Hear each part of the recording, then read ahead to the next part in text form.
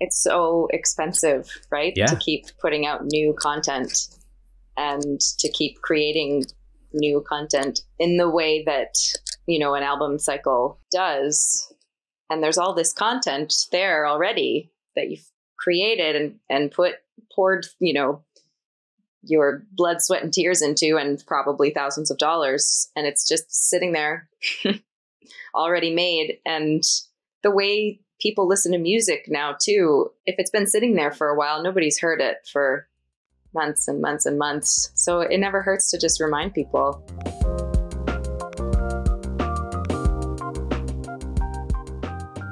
I mean, how true is that? There's how many people in this world that haven't heard your music? There's how many people locally, definitely globally, that haven't heard your music? One of the big takeaways from this conversation is how okay it is to push previously created songs, previously created albums, put a focus on it. You put a ton of work on it, put a ton of work into it. I know the industry is all about staying fresh. People want to see what's new. What are you working on next? But if you have a great catalog, if you have some great stuff that you've been working on over a year ago and you haven't been able to move on to something new, it's okay to go back and focus on some really neat marketing things surrounding your previous release. And that's what this conversation is all about. Welcome to the Release Day Series podcast. I'm your host, Alex Heward, and my guest today is Alicia Toner from the East Coast of Canada, Prince Edward Island. We're going to talk about her sophomore album, Joan, that she released on June 25th of 2021. That's right, well over a year ago. She did something really cool with this album. She released it again, put focus on it again, I should say, a year later. So calling it the 1 year anniversary, because that's exactly what it was. Super cool idea.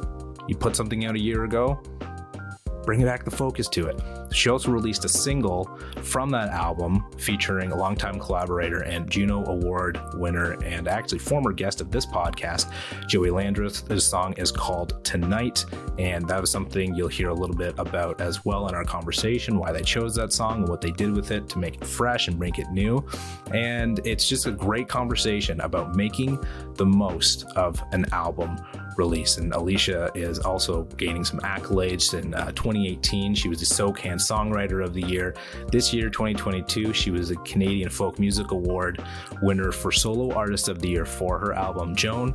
And she was also nominated for multiple East Coast Music Awards. And it's really cool. You're going to hear the significance of those in a story that she's going to tell us near the end of this interview. Just a reminder, you can head to our website, releasedayseries.com, to check out all of our previous episodes, as well as our limited video series, and sign up for our newsletter, bi-weekly newsletter, so you do not miss an episode or update from the podcast. Broadcasting from the traditional territory of the William Treaties First Nations, the Mississaugas of the Credit, the Anishinaabeg, Chippewa, Haudenosaunee, Wendat, Inuit, and Métis peoples. This is my conversation with Alicia Toner. Alicia Toner, Alicia Joan Toner, I know your middle name now, thanks to this album. Thank you for joining the Release Day Series podcast to talk about your album and your, kind of interesting release of Tonight. Yeah, following thank its you. Release. Thanks for having me. Alicia Joan Toner is correct. That's it. Well, it's been like a year since the release of the album. So you had the 1 year anniversary. You've been promoting the songs, this album for a long time. Talk to me about the kind of revisiting the release and kind of focusing on the 1 year anniversary of the release of the project. Yeah, I mean, the 1 year anniversary thing was really just kind of like the timing of it all. It was around the 1 year anniversary that I was thinking about releasing another single, so I kind of just used that as a jumping off point. But it was mostly felt that there were more songs on the album that could be put out there. I'm pretty proud of this one, and I released 3 singles already when it came out so ahead of the release. And this song was always on the maybe list within those 3. So when it came around again, we just kind of did a radio edit. And of course, Joey Landreth sang backups on the original as well. But we just kind of did like a remix and a remaster of it to to bump up his vocals to make it a bit more featured. And I was really excited to kind of put it out into the world a year later. Yeah, as you should be. I mean, lots of accolades around this and awards. So congratulations on everything that's surrounded this album as well. Well deserved. I absolutely love Joan. I love this album. I actually had a chance to speak with the brothers Landreth about their new album, and big fan of how they sequenced it, and as equally big fan of how you sequenced this album as well. And I think that goes a long way in really creating impact. Thank you. That was a painstaking process, actually, the sequencing. So I'm glad you enjoyed it.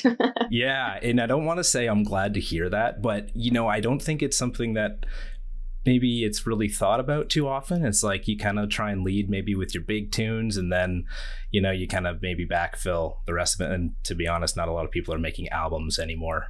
Anyways, it's one of my favorite things. I love sequencing, and I love the journey of that, and I love making albums and an experience for people. So you're actually the first person to comment on the sequencing in a year. So I am very appreciative of that. Oh yeah, my pleasure. I mean, it starts off so great, and it just has a way of getting to the end that is just a really nice journey.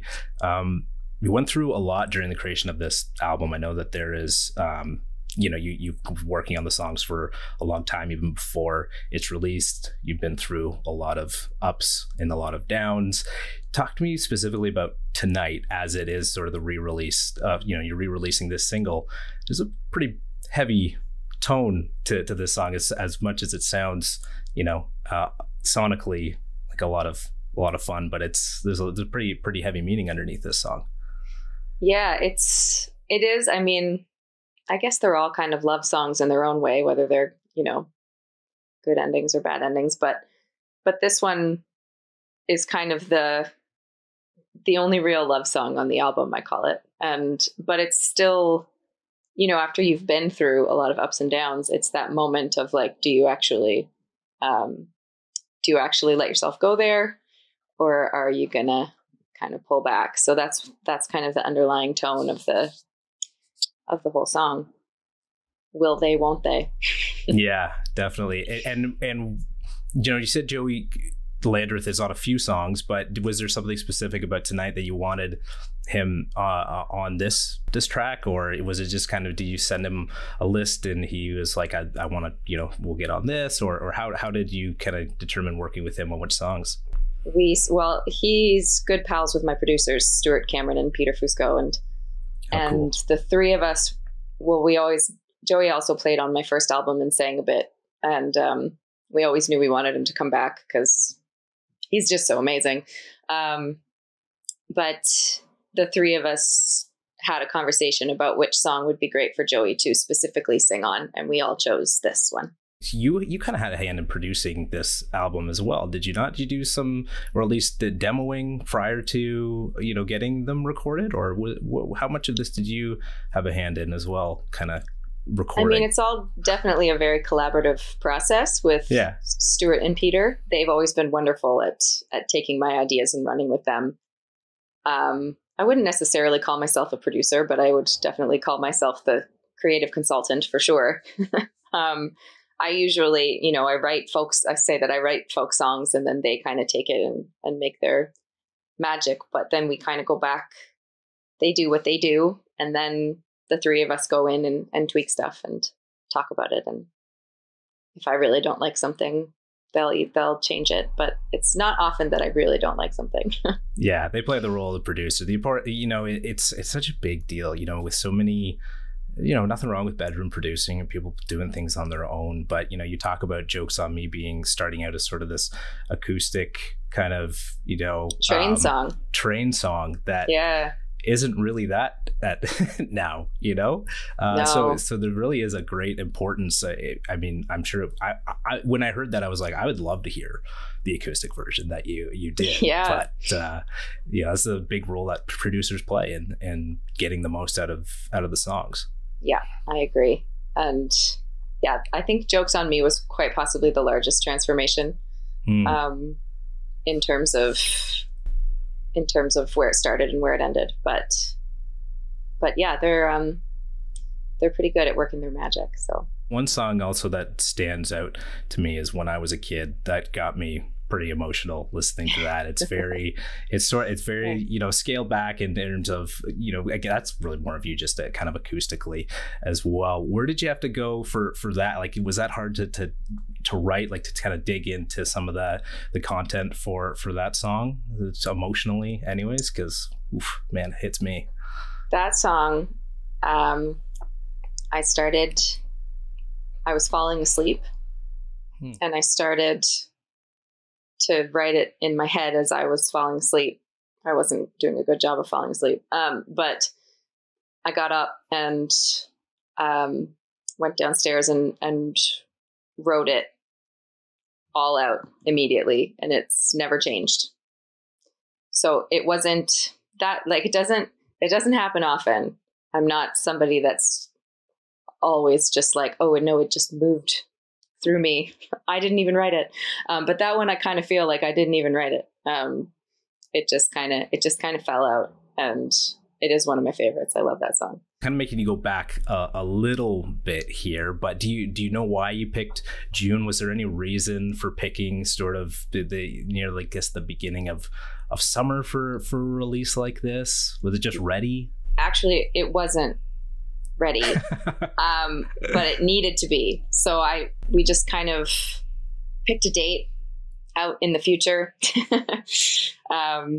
to release it by, and then went back from there and planned all of the single releases, and so that we had deadlines. I need deadlines to kind of get stuff done. Yeah. And I mean, the production too that you put into the music videos to come out beforehand as well, you think that takes time. I know that Jokes on Me is sort of like one of the ones that really you gotta had a team of people that sort of did multiple roles to make it come together, but that's still sure did. Yeah. The production value of these videos, and you know, Call My Name we can talk about in a second, but I mean that just recently came out. But you gotta kind of think about, if you want the production value of these things to be what they are, that also plays a part in, okay, when do we need to get everybody together to make this happen and produce the quality that we want to produce for something like this prior to the release? The Jokes on Me video was actually the smallest team and the lowest, technically, like the lowest production value of all of them. And yeah, we did it in one day at my friend's farmhouse on PEI. But, and then on the flip side of that, you know, the Have It All music video was a huge crew, and we worked with Milla Clarks, who's an amazing filmmaker here on the island. And so it was a large production value, and we still did it, I think, in about 2 days, because they're so efficient, and we had like a really big team working to get it done. But yeah, that was a really fun one. They were all really fun. That's one of my favorite parts of doing this, is making videos.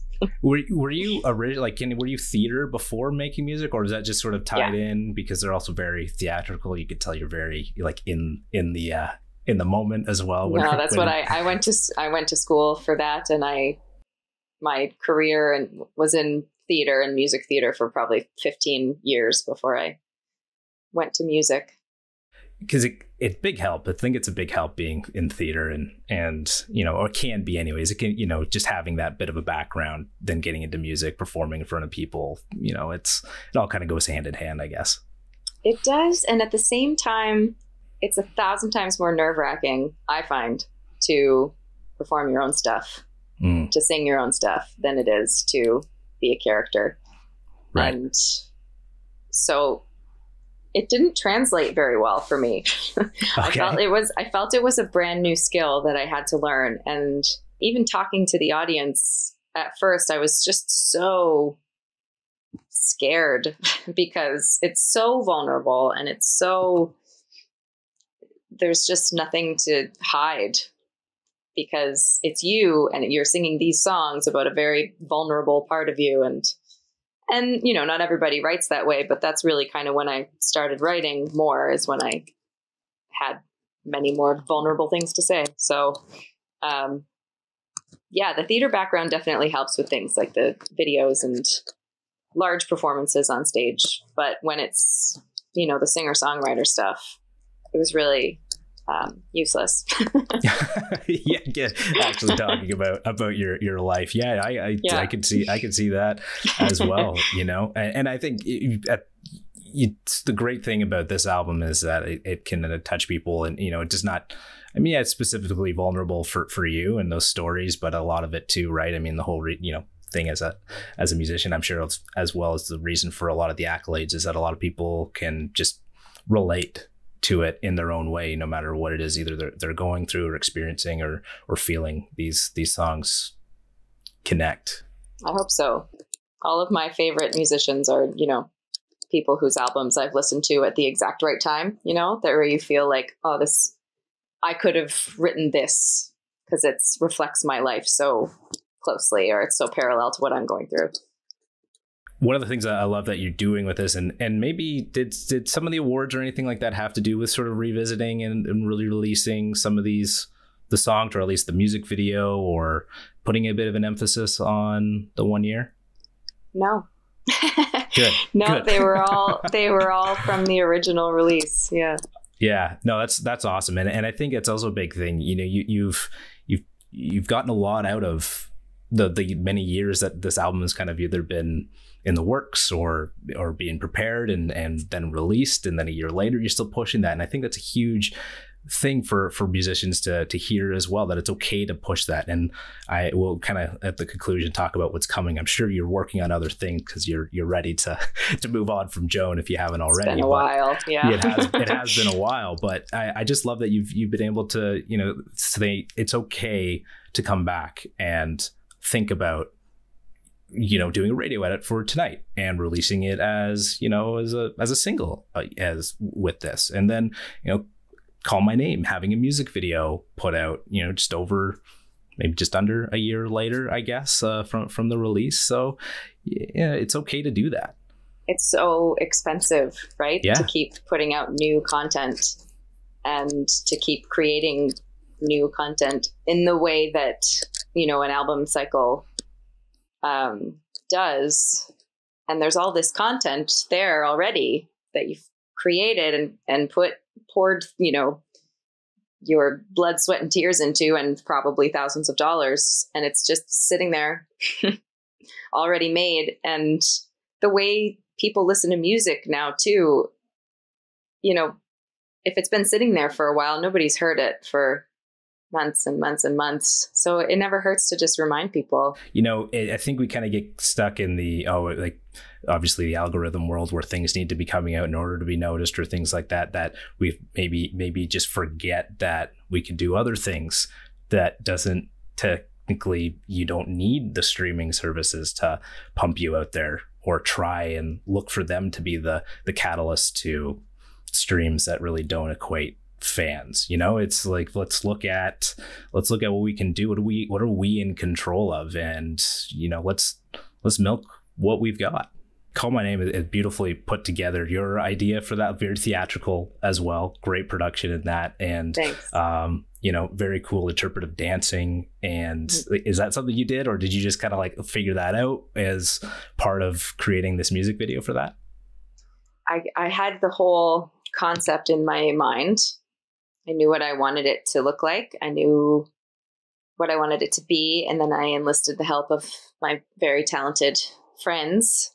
Colton Curtis, who you saw in the video, who was the other dancer, he choreographed it. And yeah, the rest concept wise was all me. And then an amazing team that just took my thoughts and made them a reality. It's awesome to see that. And, you know, just to sort of that cathartic point where things sort of, you know, with the song, you know, you're about near the end anyways, sort of picks up again, and you have that big scream, and it's just very, you know, again, you could kind of tell there's some of that theater background to know when's a good point to change the visuals, or have the visuals accompany how the song changes. So yeah, very, very well done. Yeah. Last kind of just thing on bit of like thinking about the release, just trying to think about goals too. Did you have any goals like for this album aside from like finishing it, that you wanted to achieve either prior to or after the release? And did any of that change as you went through the release process? This album came really close to never seeing the light of day. I was lucky enough, we had done recording in 2019, and a year later, and it wasn't finished at all. And a year later, I was lucky enough to get factor funded for it, and it kicked it into gear again. And so my goals were small. I have much bigger goals now moving forward, but I didn't have high hopes for streaming numbers or sales. We were in a pandemic. Sure, streaming would have been great, but it's never really been my focus. But this might sound, I wanted to be nominated for an ECMA out here. And I did. I was nominated for 2 of them. Because I'd never, I grew up on the East Coast and grew up watching the ECMAs. And then I went the theater route and did that for a long time. And music was something that came much later and was much scarier. But it's always been a goal. Just not a small goal, but,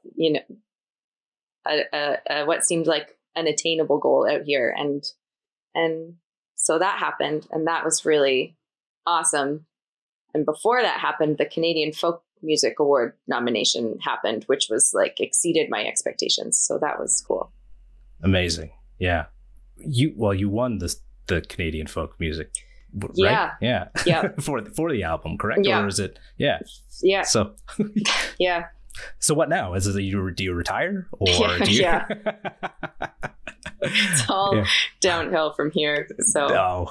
that's awesome. No, I love that. It doesn't sound, it sounds like exactly what you should do. You should have those goals and it's, it's not awards are funny, and I don't put all of my stock in them because I think that there are a lot of incredible artists that get passed over, and it's, certain people's opinion. And for some reason, the ECMAs have just always been on my radar for that. So that was fun. So you're working on new music, I imagine. It's been worked on. Yeah. Got new stuff. Yeah. Got new stuff. Working on new stuff. Working on a new album. Awesome. Release date TBA, but cool. Sometime in the coming months.